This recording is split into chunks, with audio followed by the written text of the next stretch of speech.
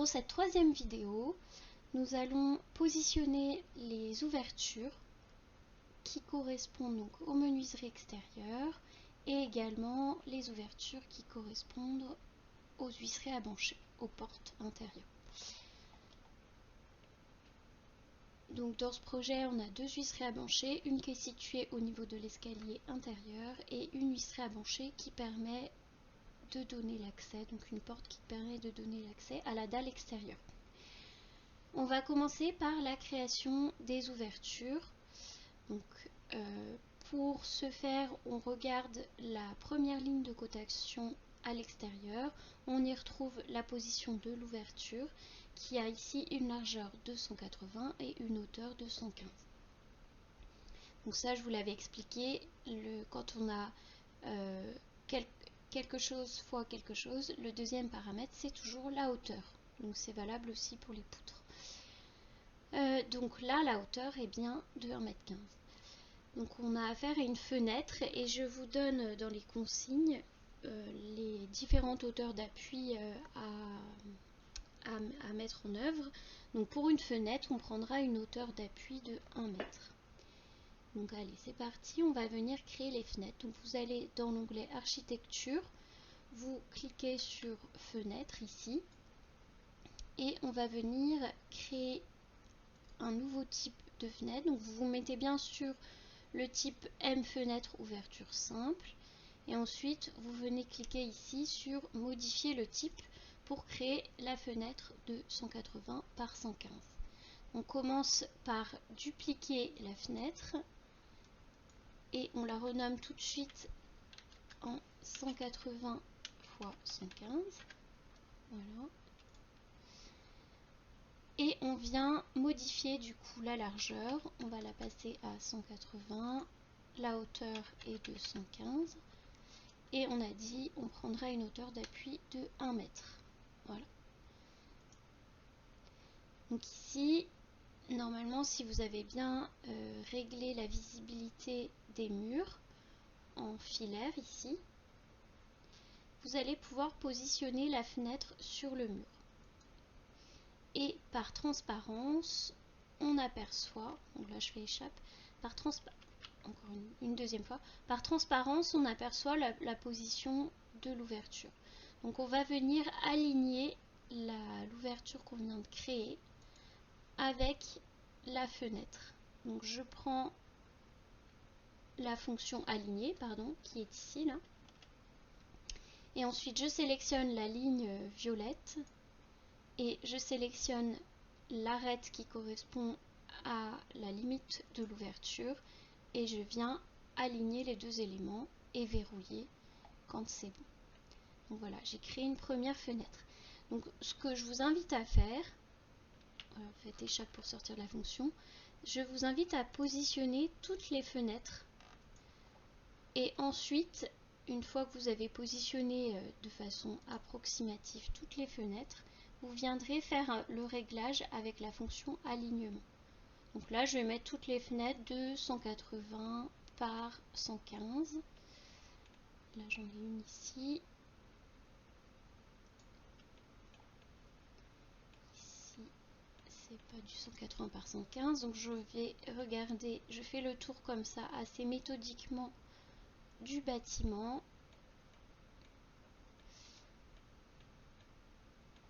Voilà, j'en ai une ici également. Et une ici. Une fois que j'ai terminé, vous allez le faire pour tous les types de fenêtres, vous venez réitérer la fonction aligner à chaque fois. Donc je clique sur la fenêtre, je prends la fonction aligner qui est située ici, je sélectionne l'arête violette, je sélectionne l'arête de l'ouverture que je viens de créer et je verrouille. Et je fais ça pour toutes les fenêtres que j'ai réalisées, que j'ai positionnées de façon approximative. Donc évidemment, je ne vais pas poursuivre la vidéo pour l'ensemble des ouvertures. On va faire une petite pause et vous allez pouvoir réaliser l'ensemble des ouvertures de la même manière. Et ensuite, on passera aux huisseries à brancher. Je vais quand même vous montrer un deuxième exemple. Donc là, on a réalisé toutes les ouvertures de 180 par 115. Là, cette fois-ci, on a affaire à une ouverture de 90 par 205. Donc on est sur une porte-fenêtre. Donc dans le cas d'une porte-fenêtre, on prendra une hauteur d'appui de 10 cm. Ça, vous l'avez dans votre document, page 4 normalement. Alors, architecture fenêtre, c'est le même procédé. Je viens modifier le type. Tac. Je vais tout de suite dupliquer pour créer une ouverture, cette fois-ci de 0,90 fois 2,5 m. Ok. Donc largeur 0,90. Hauteur d'appui, on a dit 10 cm. Et enfin, hauteur, on a dit 2,5 m. Tac. Je viens la positionner comme tout à l'heure, un petit peu de façon approximative. Donc là, c'est pas la bonne hauteur. Hein. Faites bien attention, là j'ai 90 par 1,15, donc je ne suis pas à la même hauteur. Là, on a 90 par 50, donc c'est pas bon non plus. Voilà, 90 par 2,5 m, on a une porte-fenêtre ici qui donne accès au petit balcon. Et une dernière ici. Voilà, donc une fois que vous avez fait ça, vous réalignez. Donc, on clique sur la fenêtre pour rappel. On utilise la fonction aligner. Je vais le faire correctement. Hop. Pour chacune des fenêtres que je viens de placer.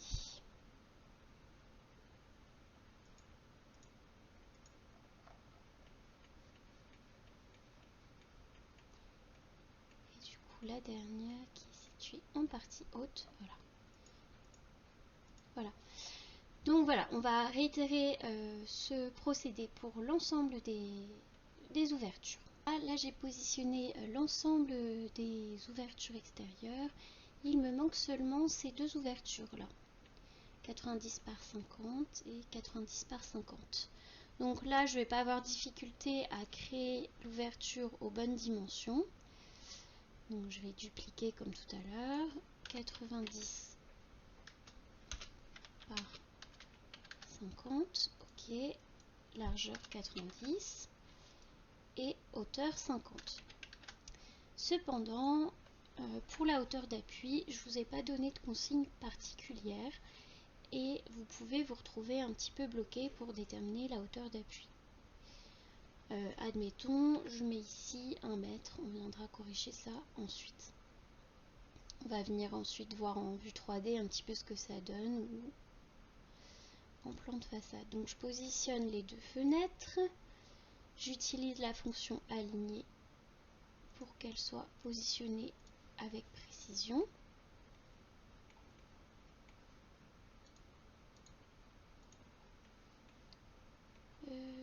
Ah, j'ai oublié une ouverture, il faudrait que je la rajoute. Et on va aller contrôler en 3D à quoi ça ressemble. Donc je vais en vue 3D archi. Et là, hop là, je vais un peu vite. Et là, je retrouve donc les deux ouvertures qui sont un petit peu plus bas. En pratique, hein, et vous pouvez contrôler sur les images, on va aligner la partie haute de la menuiserie avec les menuiseries voisines. Et donc ça va nous donner le calcul de la hauteur d'appui. Donc ici, j'avais une menuiserie qui faisait 2,5 m de haut. Là, j'ai une menuiserie qui fait 50 de haut. La lège ici, c'était 10 cm. Donc 2,5 m moins 50, ça vous fait 1,55 m plus 10. On aura une allège à 1,65 m. Donc on va venir corriger ça. On va pouvoir le corriger directement au niveau de l'ouverture. Voilà, hauteur d'appui. Ici, je vais pouvoir mettre 1,65. Et là, vous voyez qu'elle s'aligne avec l'ouverture qui est située à droite. Donc là pareil 1,65. Appliquer, voilà. On va peut-être se mettre en vue en élévation pour contrôler qu'on a bien un alignement parfait. Donc je vais sur la façade est. Là je retrouve ma façade avec les deux ouvertures, les deux petites ouvertures et la grande baie vitrée, ici la porte-fenêtre à gauche. On va contrôler par une petite mesure, hein.